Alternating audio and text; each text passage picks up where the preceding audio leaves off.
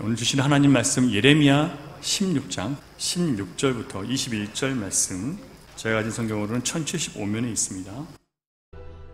여호와의 말씀이니라. 보라, 내가 많은 어부를 불러다가 그들을 낫게 하며 그 후에 많은 포수를 불러다가 그들을 모든 산과 모든 언덕과 바위 틈에서 사냥하게 하리니, 이는 내 눈이 그들의 행위를 살펴보므로 그들이 내 얼굴 앞에서 숨기지 못하며 그들의 죄악이 내 목전에서 숨겨지지 못함이라. 내가 우선 그들의 악과 죄를 대나 갚을 것은 그들이 그 미운 물건의 시체로 내 땅을 더럽히며 그들의 가정한 것으로 내 기업에 가득하게 하였음이라. 여호와 나의 힘, 나의 요새, 환난 날의 피난처시오. 민족들이 땅 끝에서 주께 이르러 말하기를, 우리 조상들의 계승한 바는 허망하고 거짓되고 무익한 것뿐이라. 사람이 어찌 신 아닌 것을 자기의 신으로 삼겠나이까 하니이다. 여호와께서 이르시되, 보라, 이번에 그들에게 내 손과 내 능력을 알려서 그들로 내 이름이 여호와인 줄 알게 하리라.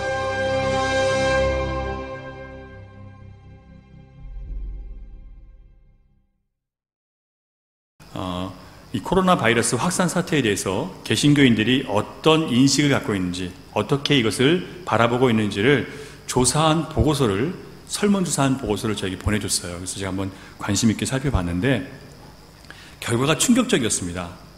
왜냐하면 이번 이 코로나 사태에 대해서 어떤 하나님의 메시지가 있는 그런 어떤 것이 아니라 단순히 그냥 전염병이다 라고 대답한 사람이 한국 개신교 교인들의 65%가 그렇게 대답을 해요. 그냥 단순한 전염병이다.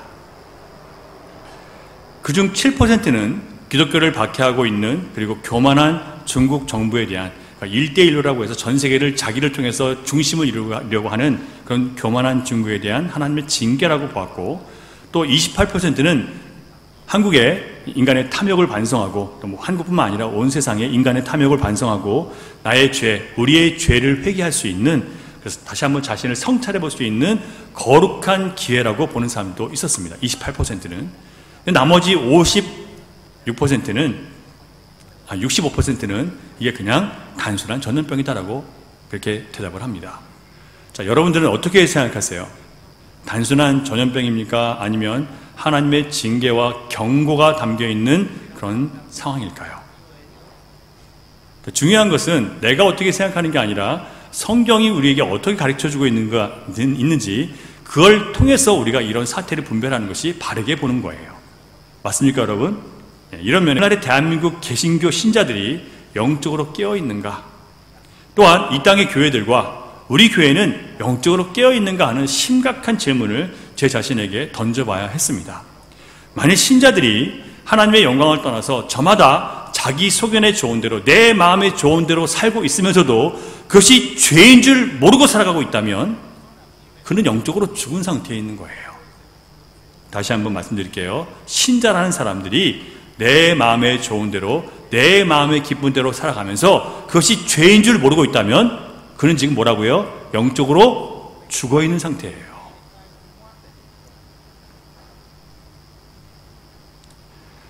그래서 우리는 3월 한 달 동안 각성이라는 주제로 말씀을 나누려고 합니다. 영적 각성이라는 것은요, 영적으로 깨어나는 것, 영어로 앞에 보시면 Spiritual Awakening이라고 기록되어 있습니다. 정신 바짝 차리고 한 대 딱 맞고 벌떡 일어나는 걸 얘기하는 거예요. 영적 각성은 죄를 죄로 인식하지 못하던 죽은 영혼들이 자기가 영원히 죽을 죄인이라는 것을 하나님 말씀을 통해서 깊이 깨달은 다음에, 그 다음에 날 구원하실 분은 오직 하나님이 보내신 예수 그리스도 한 분뿐이라는 것을 겸손히 인정하고 그때부터 하나님 말씀을 듣고 따르기로 결단하는 그런 것이 바로 영적 각성입니다. 영적으로 깨어나면 이전에 내가 아무리 착하고 바르게 살고 남들 많이 도와주고 살고 큰 죄 짓지 않고 살았던 사람이라 하더라도, 그렇게 살았기 때문에 내가 안전하고 나는 괜찮은 삶이라고 생각했던 내 자신이 교만이었다는 것을 깨닫게 되고요, 그게 헛된 자기의 의와 자기의 자랑이었다는 것을 깨닫게 됩니다.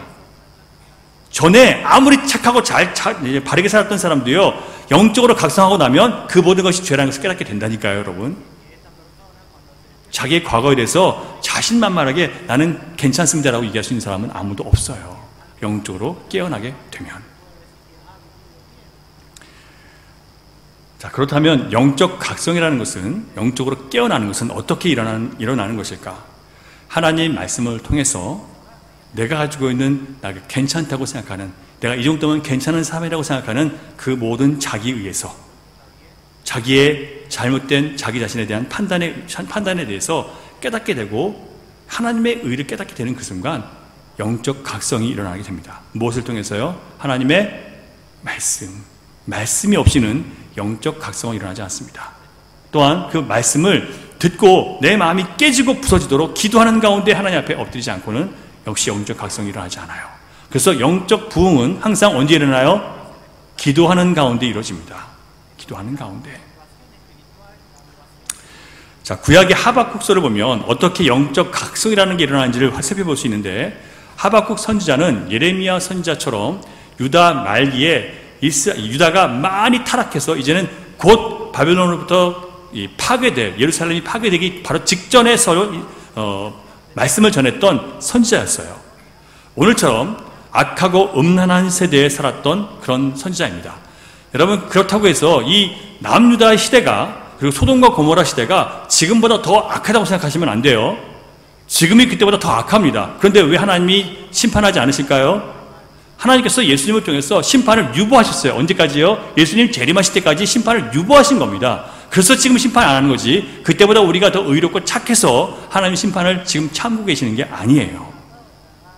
자, 그러면 하박국 선지자가 볼 때는요, 이 남유다 땅이 더 이상 타락할 대로 타락해서 하나님께서 그들에게 아무리 선지자를 보내도 그 죄를 죄로 보지 않을 만큼 마음이, 양심이 완전히 그냥 하나님으로부터 멀어지게 된 상태에 있는 것을 보게 된 거예요. 하박국 선지자는 이로 인해서 자기 백성들에게 이제 곧 다가올 멸망을 바라보면서 깊은 고뇌와 고통에 사로잡히게 됐습니다. 하나님, 왜 정의와 공평의 하나님께서 이 죄악으로 가득한 이스라엘 백성들에게 아무 일도 하지 않으십니까? 빨리 책망하셔라도 정신 차리게 해주셔서 돌이키게 하셔야죠. 왜 그냥 내버려 두십니까? 여러분, 하나님께서 그냥 내버려 두셨을까요? 북이스라엘이 망할 때까지 하나님이 그냥 내버려 두셨습니까? 어떻게 하셨어요? 계속해서 끊임없이 선지자들을 보내셨어요. 그런데 그들이 선지자의 말을 듣던가요? 안 듣던가요? 안 듣죠? 어떻게 해요? 듣기 싫다고 잡아가두고 때리고 죽이고 했어요. 그리고 거짓 선지자, 평안하다, 평안하다, 고통이 금방 끝날 거다 라고 얘기하는 그런 거짓 선지자들의 말은 듣고 좋아했어요.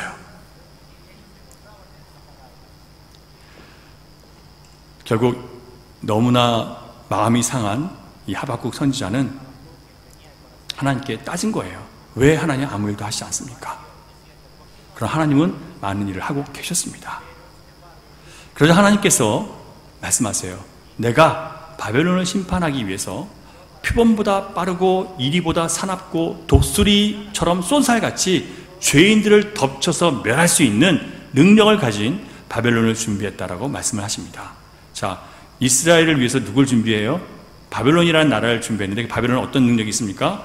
표범보다 빠르고 이리보다 사납고 독수리처럼 빨라서 죄인들을 덮친대요. 누구요? 그 죄인 누구예요? 남유다 백성이에요. 하나님께서 바벨론을 준비하셨대요. 이 얘기를 듣자마자 하박국 선지자가 불만스러운 질문을 던집니다. 하나님, 왜 하필 우리를 심판하는데 바벨론을 들어서, 그 악한 자를 들어서 하나님의 의로운 백성들을 심판하십니까? 이게 말이 됩니까? 그들이 우리를 무자비하게 죽일 텐데 그래도 좋다는 뜻입니까? 하나님, 그게 하나님의 공이 맞습니까? 라고 하나님께 따지듯 물어요. 그러고 나서 하박국 선지자는 의기양양하게 망대 위에 올라가서, 바깥을 살펴보는 망대 위에 높은 데 올라가서 하나님 한번 대답해 보시죠, 내 질문에 대해서. 이렇게 대답을 기다리고 있었습니다. 거기에 대한 대답이 하박국 2장 4절에 나오는데, 그 말씀이 아주 유명한 말씀 중에 하나입니다.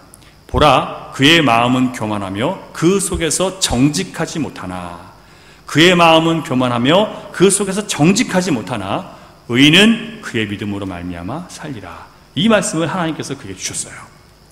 여기서 그의 마음이라는 것은, 여기서 마음이라고 해석한, 한국말로 해석한 이 히브리어는요, 무슨 뜻이 있냐면 생명이라는 뜻도 있고, 왜냐하면 생명이 어디 있어요? 인간의 마음이 있기 때문에 이 생명의 중심이 마음이거든요. 그래서 이 마음, 이 생명, 인간의 그 보락, 그의 그 마음은, 그 바벨론의 욕망은 어디 있냐면 교만함에 있다는 거예요. 그 마음이 교만하다는 겁니다.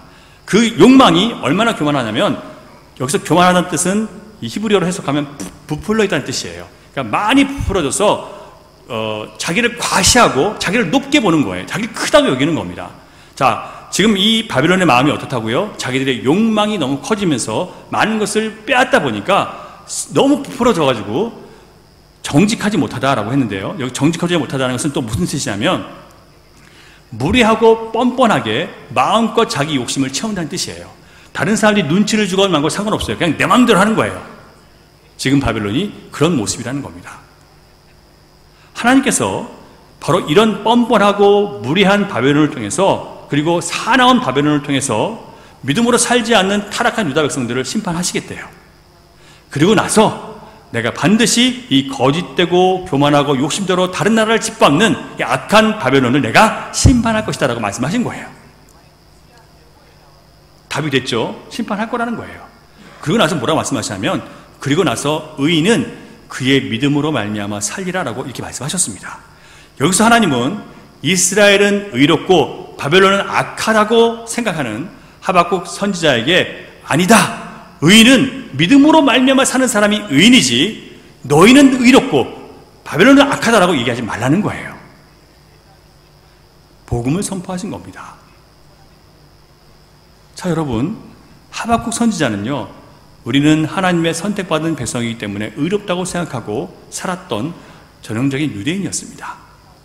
선택받은 백성이라는 의식으로 우리는 의롭고 이방은 악하다는 생각에 빠져 있었어요. 그런 그에게, 하박국 선지자에게 하나님께서 의인은 믿음으로 말미암아 산다는 것을 얘기하셨을 때, 이건 복음이거든요. 무슨 얘기냐면, 우리는 이스라엘 백성들이기 때문에 하나님 백성이니까 당연히 우리는 의로운 사람 아니에요 라고 생각하고 있었다는 얘기예요. 그리고 우리는 하나님 백성이니까 다른 나라들보다 더 하나님께서 우리에게 의롭게 봐주셔야지라고 생각하고 있었던 거예요. 근데 뭐라고 말씀하세요? 너희들이 의로운 게 아니라 믿음으로 사는 사람이 의인이야 라고 말씀을 해주시는 거예요. 여기에 충격을 받는 거죠. 왜요? 나는 의인인 줄 알았는데 믿음으로 살지 않으면 의인이 아니라는 거예요. 교회를 나왔다고 해서, 교회 생활을 열심히 오래 했다고 해서, 20년, 30년, 40년 교회를 다녔다고 해서 중요한 게 아니라 우리가 매일매일 삶 속에서 믿음으로 살고 있는가? 이걸 지금 물으시는 거예요. 여러분, 믿음으로 살고 계십니까?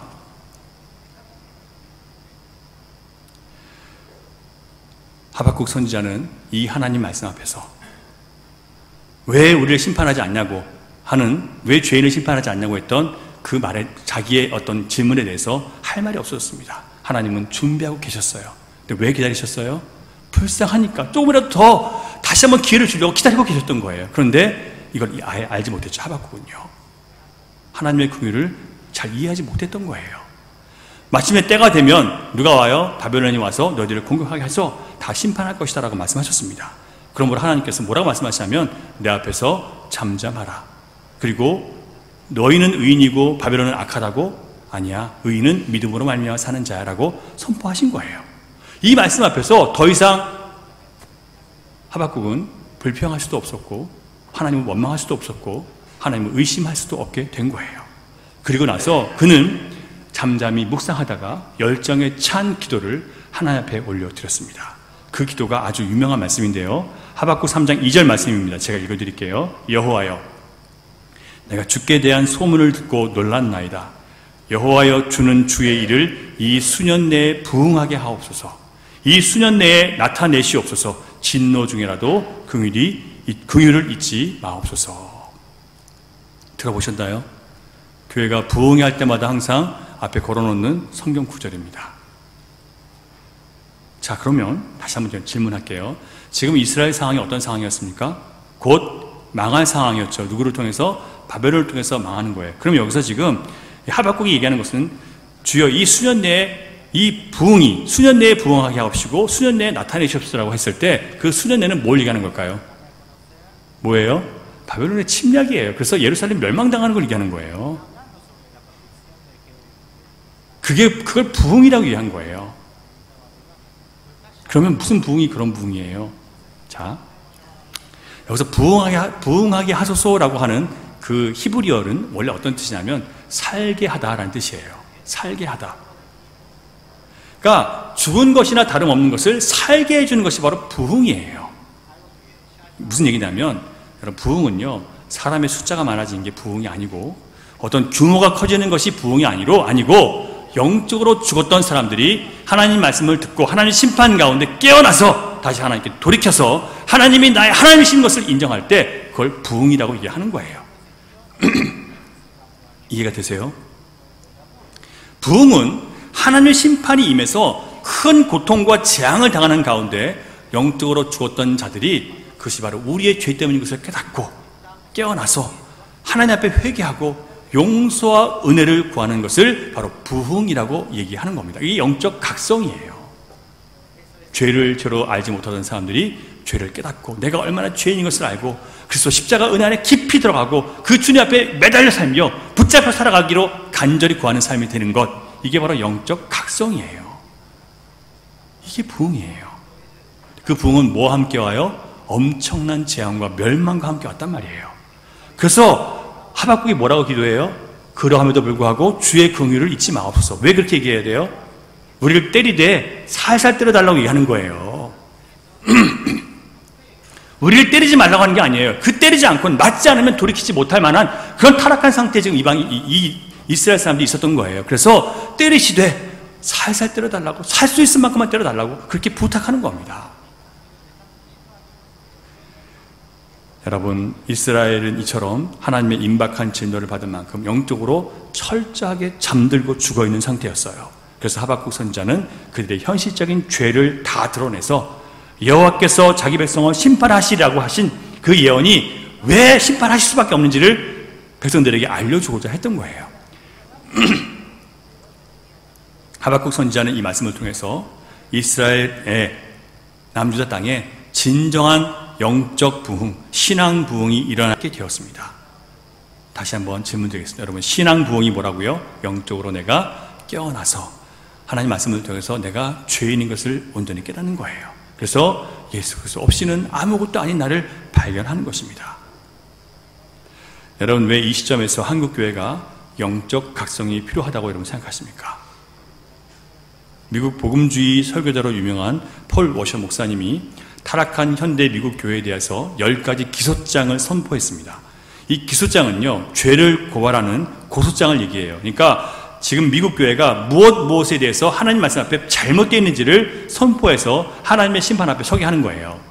저는 이것이 오늘 한국 교회에 충분히 적용될 수 있다는 것을 생각하면서 여러분 함께 나누기를 원하는데, 첫 번째, 같이 한번 읽어볼까요? 시작. 성경이 충분하다는 것을 입으로는 인정하지만 실제적으로는 부인하는 것. 자, 여러분, 성경이 우리가 의로 교육하고 바르게 교육하고 하나님 앞에서 구원받기에 충분하고 이 땅을 살아가는 모든 지혜가 다 담겨있다고 여러분 믿으십니까? 성경에 나오는 말이에요. 이 땅을 살아가는 모든 지혜와 모든 교훈이 다 들어있다고 얘기했습니다. 그러면 여러분, 우리는 뭘 교과서로 삼아야 돼요? 성경이 우리 인생의 교과서여야 되죠? 근데 우리는 뭘 붙잡고 살아갑니까? 어떤 전문가가 뭐라고 얘기했어. 또 세상에서 사람들이 뭐라고 얘기해. 누가 뭐라고 하더라 라고 하면서 자꾸 세상의 말을 귀를 기울이고 세상의 어떤 학자들의 말을 듣고 사람들의 말을 듣고 거기에 따라 내가 움직인단 말이에요. 그러면 말로는 우리 뭘 믿어요? 말로는 성경을 믿지만 실제로는 뭘 믿는 거예요? 말씀을 믿지 않는 거예요. 실제로는 세상을 믿는 거예요. 그런 면에서 우리 교회도 여기에 고발당해야 마땅한 교회입니다. 우리도 온전치 못하니까. 둘째, 하나님에 대한 무지. 신자들이 하나님을 잘 모르고 구원을 잘 몰라요. 여러분, 구원을 모르면서 우리가 신자라고 할 수 있습니까? 하나님 구원을 모르는데 내가 신자일 수 있어요? 그건 종교인이지 신자는 아니에요. 구원이 무엇인지도 모르고 어떻게 구원받는지도 모르고 그 구원에 대해서 감사할 줄도 모르고 내가 받은 구원이 얼마나 소중한지도 모르고 그냥 아무 감동도 없이 교회 와서 예배드리고 가는 사람에게 과연 그가 하나님을 정말 아는 사람일까요? 아들까지 내어주면서 우리를 구원하실 수밖에 없는 하나님의 그 마음을 여러분 아시고 계십니까? 거기에 대해서 여러분 하나님 알고 싶어 하셨습니까? 이 무지예요. 세 번째, 사람들의 죄에 대해서 언급하지 않는 것. 듣기 좋은 말만 들으려고 하고 죄를 깨닫게 해주는 말을 듣기 싫어해요. 집에서 애들한테 뭐 잘못한 거 얘기하면 듣기 싫어하죠. 똑같은 거예요. 우리도 하나님께서 우리에게 우리 죄를 얘기하시면 듣기 싫어요. 제가 있었던 교회들 중에서 첫 번째 있던 교회 담임 목사님 저에게 그렇게 얘기해요. 죄에 대해서 얘기하지 말라고. 그리고 세 번째 있었던 교회에서도 사람들 죄에 대해서 불편하게 만들지 말라고 목사님 저한테 그렇게 얘기를 했어요. 저는 그게 얼마나 힘들었는지 몰라요. 죄를 얘기하지 않고 어떻게 그들이 하나님의 은혜 안에 설 수 있습니까? 십자가 앞에 설 수 있어요? 못해요. 그러니까 맨날 나는 잘하고 있는 줄 알고 신앙생활 하는 거예요. 이 정도면 된 줄 알고 신앙생활 하는 거예요. 죄를 모르니까. 네 번째, 예수 그리스도의 복음과 거듭남의 교리에 대한 무지. 여러분, 주님께서 분명히 말씀하셨죠. 거듭나지 않고는 뭘 못 봐요? 거듭나지 않으면 뭘 못 봐요? 하나님 나라를 못 본다고 했어요. 그런데 여러분, 거듭나는 게 뭐예요? 이런 질문을 하시는 분들이 계시더라고요. 성령으로 거듭나지 않고는요, 아무도 하나님 나라에 못 들어간다고 했어요. 교회 다니는 게 중요한 게 아니고요, 거듭나는 게 필요해요. 거듭나셨습니까? 그냥 거듭나지는 게 아니에요, 여러분. 내가 하나님의 말씀을 듣고 나의 죄악에 대해서 하나님 말씀 붙들고 씨름하고 내가 성령님 안에서 변화되기를 원한다고 기도할 때 여러분 교회 나와 계신 분들은 그렇게 거듭나는 거예요. 하나님께서 사람들을 낮추셔서 한꺼번에 한꺼번에 낮추셔서 한꺼번에 구원하시는 분들 계세요. 완악한 사람들. 하지만 교회를 오랫동안 다녔던 분들은요 반드시 이런 과정이 필요해요. 말씀을 듣고 그 말씀 앞에 내가 깨지고 내 말씀 앞에서 내가 회개하는 시간들을 통해서 하나님 내가 정말 주님 앞에서 새로운 사람 되기를 원합니다. 거듭나기를 원합니다. 라는 그런 간절한 기도가 있어야지 만나는 거예요. 그냥 만나지 않습니다. 뭐 제 경험으로 얘기하는 게 아니에요. 저뿐만 아니라 제가 본 많은 사람들은요 기도 가운데 거듭남을 체험해요. 말씀을 듣고 기도하는 가운데 말씀을 게을리 듣고 공부하면서 내가 기도하지 않으면서 거듭날 수 있을 것이라고 기대하지 마세요. 성령님이 하시는 거예요. 하지만 반드시 뭘 통해서요? 기도와 말씀 가운데 일하셨잖아요. 여러분 아시잖아요. 성경 보셨잖아요. 사도행전에서. 언제 그들이 성령을 받고 깨달아요? 기도 가운데 깨닫잖아요. 그 다음 다섯 번째, 비성경적인 복음으로 초대. 자, 여러분 이 복음을 얘기하지 죄를 얘기하지 않으니까 복음을 얘기할 수 없고, 복음을 얘기하지 않으니까 뭘 얘기하냐면 교회 생활 열심히 하세요. 헌금 생활 잘 하세요. 기도 잘 열심히 하세요. 그러면 천국 갑니다. 그럼 천국 가나요, 여러분? 착 도덕적으로 바르게 살아가세요. 다른 사람들 많이 도와주세요. 그러면 천국 갑니까, 여러분? 아니죠. 무엇으로 가요? 십자가 예수도 피로 가는 거예요. 아무리 착하게 살아도 여러분 못 가요. 여러분 아무리 많은 사람들을 도와주고 헌신했다 하더라도 천국 못 가요. 십자가의 피만 우리에게 천국을 보낼 수 있는 거예요. 그런데 이렇게 가르치는 거예요. 사람들 많이 도와주고 착하게 살고 이웃에게 잘해주고. 그게 복음입니까, 여러분? 거짓이에요. 여섯 번째, 교회의 속성에 대한 무지. 교회가 뭔지 잘 몰라요. 다 세상적인 방식으로 사업을 경영하는 방식으로 교회를 경영하려고 하고 인간의 머리로 모든 걸 하려고 하고 머리 대신 주님이 모든 걸 살 수 있도록 우리는 기다리고 겸손히 주님의 뜻을 구해야 되는데 그런 게 없어요. 다들 자기 그냥 생각대로 자기 주장대로 확 치고 나오는 거예요. 급한 대로. 조금 경험한 거 가지고 막 다 아는 것처럼 막 떠들고. 여덟 번째, 구별됨에 대한 침묵. 여러분 세상과 우리는 구별된 사람들 맞죠? 그런데 구별되려고 얘기하지 않아요. 나가서 예수 믿는 사람으로 살아가라고 얘기를 하지 않아요. 나가서 내가 예수 믿는 사람이라는 것을 증명할 수 있는 삶을 살라고 얘기하지 않아요. 거룩하라고 얘기하지 않아요. 그래서 생활들이 교회 생활도 열심히 하는 것 같지만 개인적인 삶이 굉장히 타락해 있어요. 온갖 개인적인 죄는 다 범해요. 착한 일을 하면서. 이런 사람들 많죠, 여러분. 교회 생활 열심히 하면 남들 잘 도와줘요. 그런데 개인적인 생활이, 하나님과의 생활이 완전히 무너진 사람들 많아요. 거기에 대해서 아무 말도 안 하는 것도 거짓된 거예요. 아홉 번째, 가정과 결혼에 대한 성경의 가르침을 심리학과 사회학으로 대체. 여러분, 성경에 분명히 하나님께서 어떻게 가정을 세워야 될지 말씀해 주셨죠. 자녀를 어떻게 훈육해야 될지 알려주셨죠. 근데 사람들이 뭐라고 하는지 아세요? 성경적인 가치관으로 얘기하지 않아요. 남편이 아내를 어떻게 해야 돼요? 사랑해야 되는데 얼마큼 사랑해야 돼요? 자기 목숨을 내놓고 막 사랑해야 돼요. 그런데 뭘 얘기하냐면 우리는 그런 사랑에 대해서 얘기하는 게 아니라 서로 사랑을 해야 되기 때문에 조건적인 사랑을 자꾸 얘기해요. 세상은 그렇게 가르쳐요. 근데 여러분, 우리가 알고 있는 사랑은 뭐예요? 나의 목숨을 내놓고 사랑하는 거예요. 그런 목숨을 내놓고 사랑하는 남편을 아내는 어떻게 해야 되는 거예요? 아내는 존경하는 거예요.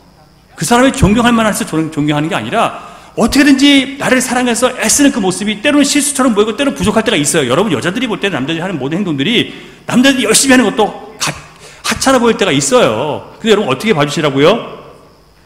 그 노력하는 걸 보고 좀 존경해 주라는 거예요. 하는 것마다 왜 그 모양이야? 이렇게 하면 여러분, 남자들은 그때부터 아무것도 하기 싫어져요. 이게 성경대로 안 사니까 그런 문제들이 벌어지는 거예요. 그 애쓰는 모습을 보고 뭐라고 해야 된다고요? 존경해 주는 거예요. 잘 못하면서 이렇게 애쓰려고 하는 모습 얼마나 귀해요.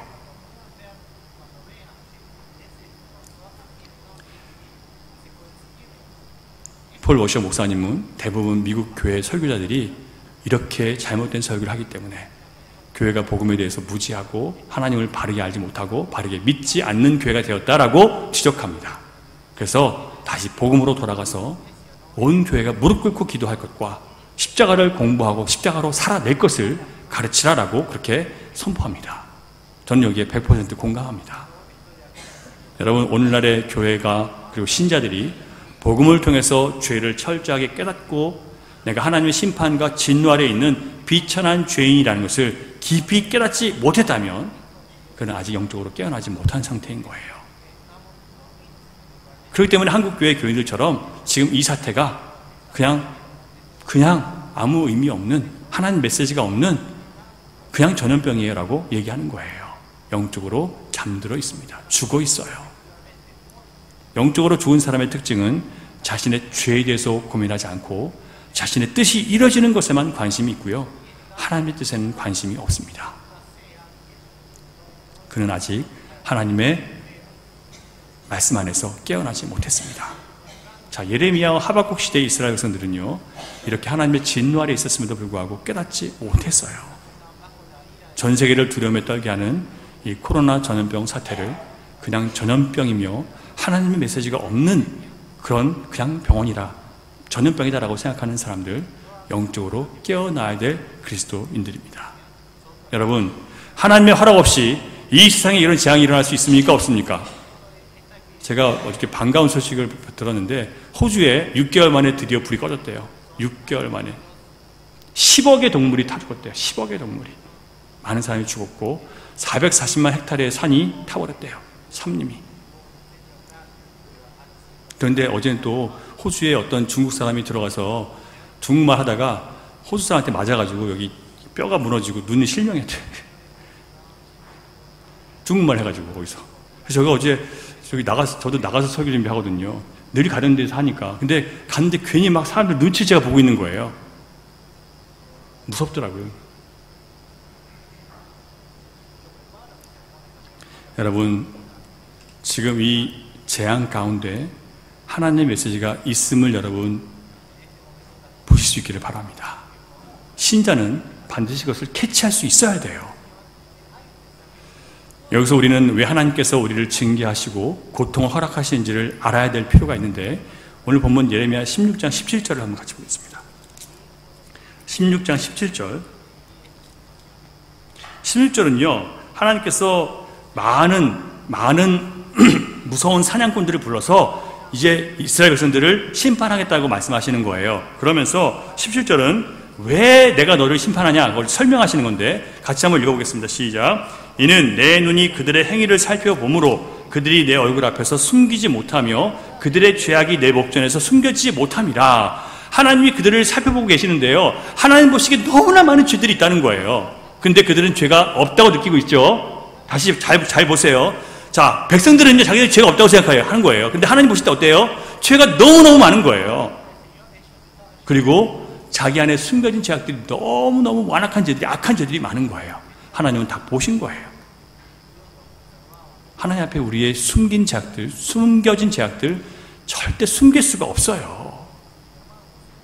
18절을 보면 하나님 백성들에게 어떤 죄가 드러나는지를 알려주시는데, 그것은 뭐냐면 하나님께 마땅히 드려야 될 영광을 누구에게? 우상에게, 나에게, 그 잘못된 우상 숭배로 나를 우상으로 스스로 섬기는 것, 나를 섬기고 나를 즐겁게 하는 것이 자기 우상이거든요. 자기를 우상 숭배하는 거예요. 자, 말씀 같이 보겠습니다. 18절 시작. 내가 우선 그들의 악과 죄를 배나 갚을 것은 그들이 그 미운 물건의 시체로 내 땅을 더럽히며 그들의 가증한 것으로 내 기업에 가득하게 하였습니다. 왜 배나 갚으신 줄 아세요, 여러분? 하나님의 은혜를 1000배나 받았기 때문에 배나 갚는 거예요.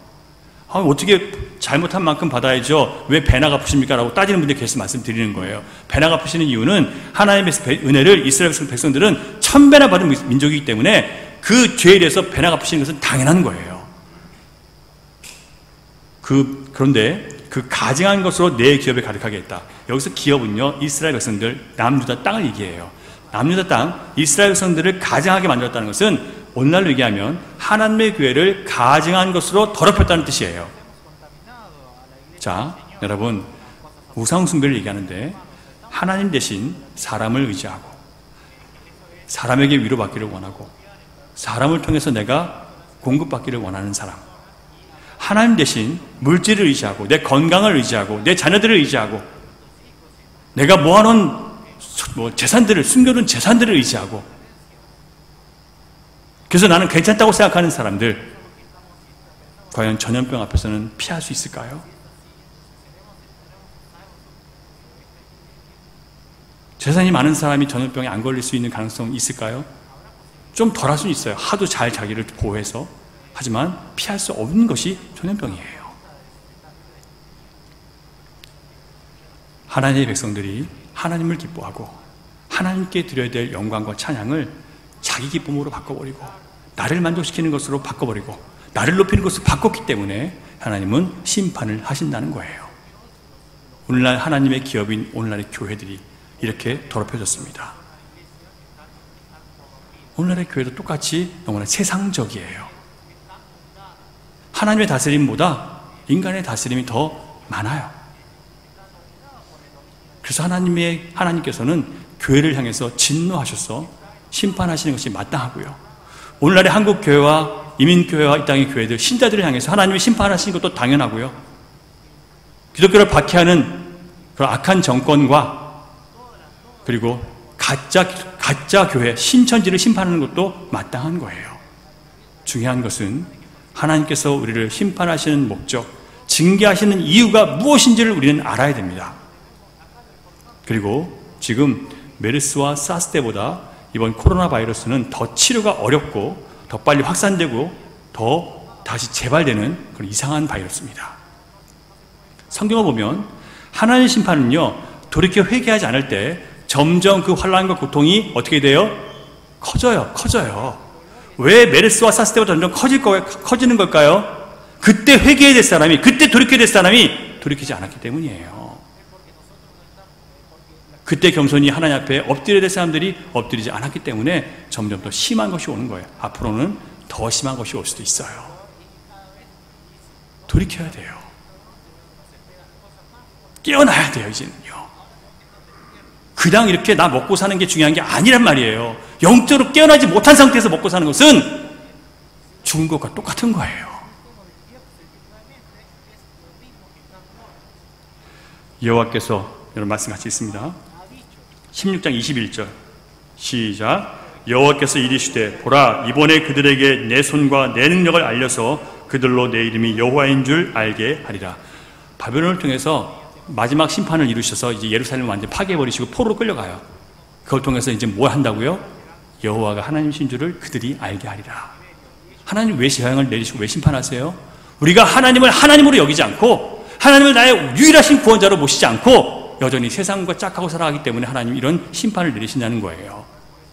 그래서 여러분, 이번에는 반드시 여호와가 하나님이신 줄을 깨달으셔야 되고요, 아셔야 되고요, 이번에는 더 이상 더 이상 미루지 마세요. 또다시 세상으로 돌아가시면 안 돼요. 이번에는 반드시 돌이키셔야 돼요.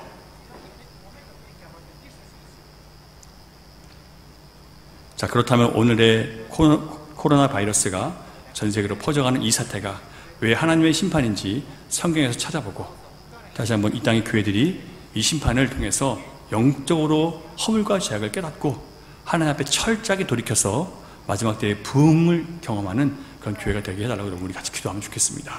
자, 어떻게 알 수 있는지 말씀을 찾아보겠습니다.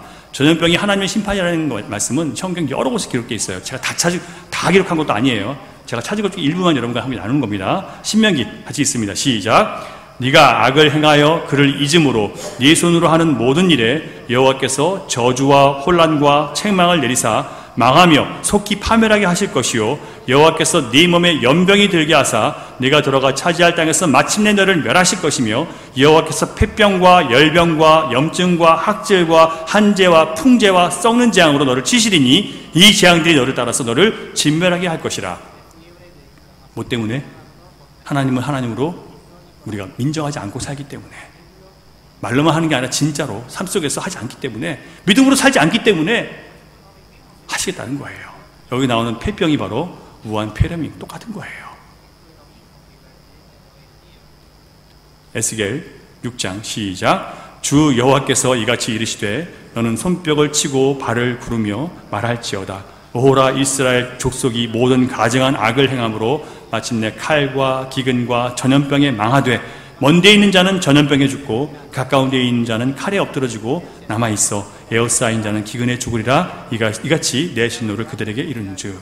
칼에 안 죽었다고 멀리 도망친 사람도 있어요. 멀리 도망쳤더니 뭘로 죽어요? 전염병에 죽어요. 내 담장을 높이 쌓아서 나는 돈으로 나를 철저하게 난 막을 거야 했더니 멀리 숨었는데 전염병이 찾아서 죽네요.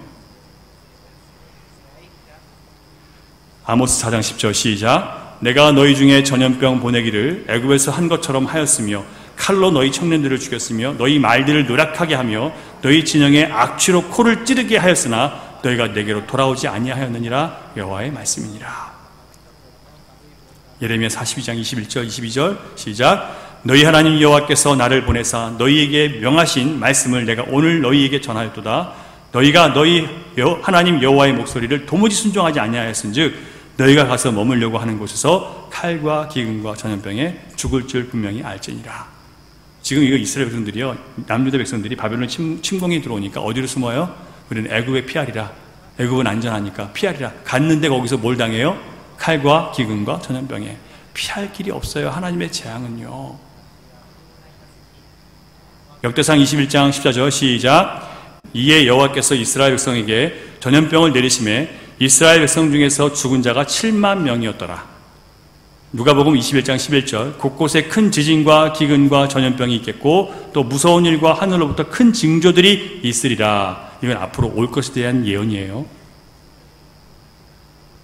자, 여러분, 이처럼 전염병은 신자들이 하나님의 영광과 하나님의 주인된 권리보다 인간의 영광과 인간의 권리를 더욱 중요하게 여기고 살았기 때문에 내려진 재앙이라고 성경에 분명히 기록되어 있습니다. 그런데도 이게 아무런 의미 없는 전염병이라고 얘기할 수 있을까요? 그 사람들이 정말 깨어있는 신자라고 얘기할 수 있을까요? 다행히 제가 그 분포를 보니까 갓 예수를 믿은 사람, 이제 예수님을 이제 인정한 사람들이 대부분이 그렇게 얘기했더라고요.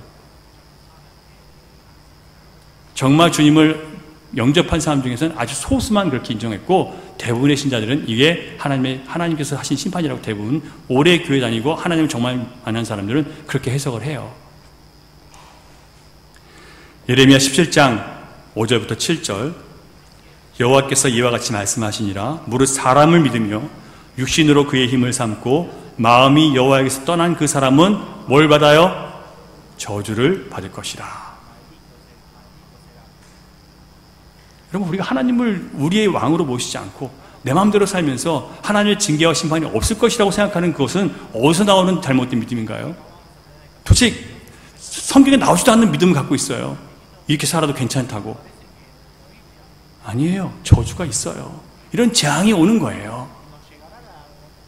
그 다음, 그러나 시작. 그러나 무릇 여호와를 의지하며 여호와를 의뢰하는 사람은 복을 받을 것이라.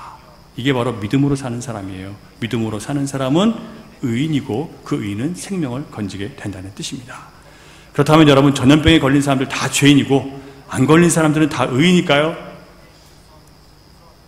아니겠죠. 그죠? 인간의 죄악으로 언제나 같이 고통당하는 의인들이 있기 마련입니다. 그 병에 걸린 사람들을 돕다가 같이 걸려서 죽는 의사들, 간호사들 점점 많아지고 있어요. 의인이죠. 자기 생명을 내어주니까. 그리고 지금 중국 땅에서도 우한에 나라도 돌보지 않는 그 사람들을 돌보기 위해서 우한교회 성도들이 나가서 마스크를 나눠주면서 그들에게 하나님의 사랑을 전하고 있어요. 제가 영상 올린 거 보셨어요? 페이스북에 올렸는데 보셨나요? 그게 진짜 기독교인의 모습이에요. 도망치고 피하는 게 아니라 살려주고 돕는 게 기독교인이에요. 오늘 아침에 어떤 분이, 우리 교회 분이 아닌데, 사람 많은 2부 예배 가면 병 옮길 수 있어서 1부 예배 가신다고 그러시더라고요. 네, 어르신들은 조심하세요. 더 많이 조심하셔야 돼요. 하지만 두려워하는 그 순간 우리는 믿음을 잃어버려요. 믿음을 잃어버리는 순간 하나님의 백성으로 해야 할 일을 못하게 되고 나만 지키게 되어 있어요. 여러분, 중요한 것은 이런 상황 속에서 우리가 믿고 의지할 분은 오직 여호와 하나님이신 줄을 이번에 정말 깨닫게 되었냐는 것입니다. 여러분, 이 사태를 통해서 우리가 믿고 바라고 의지하고 해야 될 분은 하나님밖에 없으심을 여러분 깨닫게 되는 각성의 시간이 있기를 주님의 이름으로 축원합니다.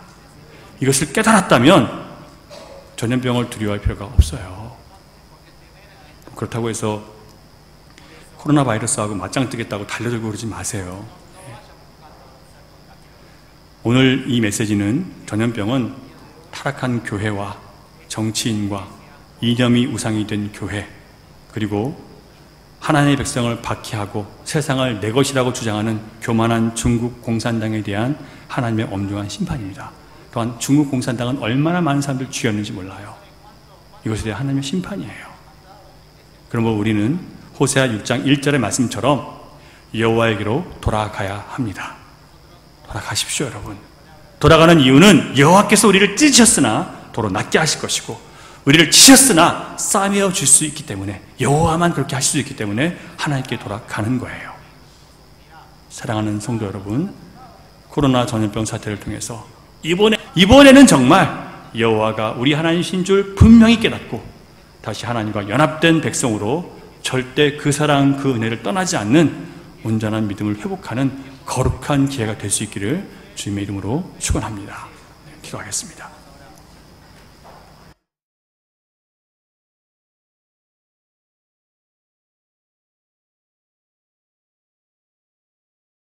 하나님, 아직 세상과 하나님을 겸하여 섬기는 자들에게, 또한 하나님을 영화롭게 하지 않고 나를 위해 살아가는 자들에게 하나님은 징계를 통해서 우리 깨우시기 위해서 이런 재앙을 허락하셨습니다.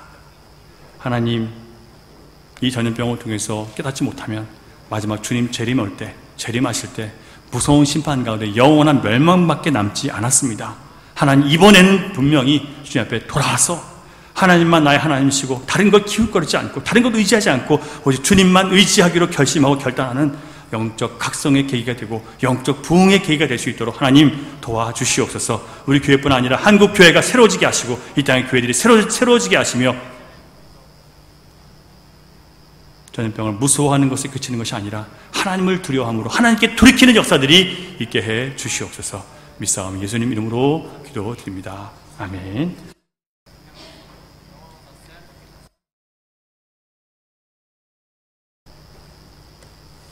이제는 우리 구주 예수 그리스도의 크신 은혜와 아버지 하나님의 극진하신 사랑과 성령님의 감화 감동 교통 역사 위로 인도하심이 이 마지막 재앙의 때에 또 환난의 날에 나의 힘이고 나의 요새시며 나의 피난처이신 하나님께 돌아가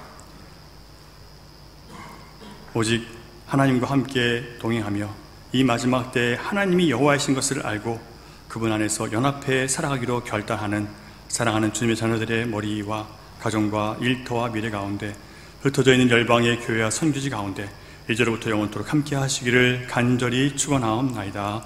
아멘.